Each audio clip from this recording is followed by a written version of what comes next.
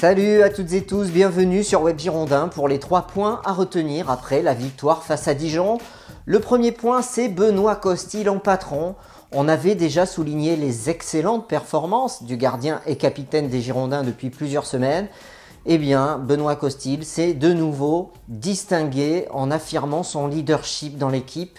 Et dans le résultat, c'est lui qui est à l'origine de la victoire puisqu'il permet de garder la cage inviolée en première période et il est impliqué sur l'expulsion d'Amalfitano. C'est lui qui relance rapidement après ses 2 parades décisives sur Briand qui provoque ensuite l'expulsion du joueur adverse. La question va maintenant se poser de savoir si Ricardo doit titulariser Benoît Costil en demi-finale de la Coupe de la Ligue face à Strasbourg la semaine prochaine. Le deuxième point concerne l'individualisme de nos attaquants.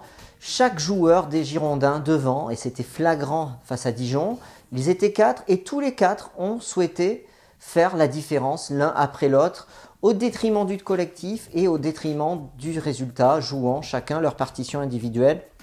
Je n'inclus pas Djiby Briand dedans qui lui a toujours le souci de transmettre le ballon, mais que ce soit Kamano, Kalou ou Karamo, ils jouent leur partition individuelle et ça c'est vraiment au détriment du collectif.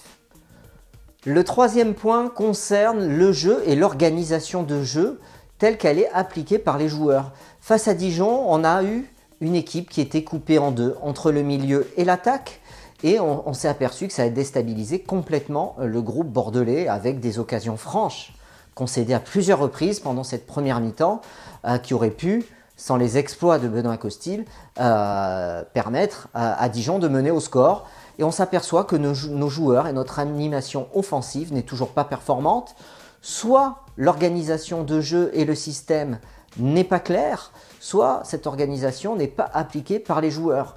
Voilà, donc il y a vraiment un souci dans cette équipe en termes d'organisation et de jeu. Et c'était vraiment un des points flagrants et essentiels et marquants de ce match face à Dijon. Merci à tous, c'était les 3 points à retenir pour cette rencontre de Ligue 1 face à Dijon. On se retrouve après le match des Marinés Blancs face à Strasbourg le week-end prochain. Salut!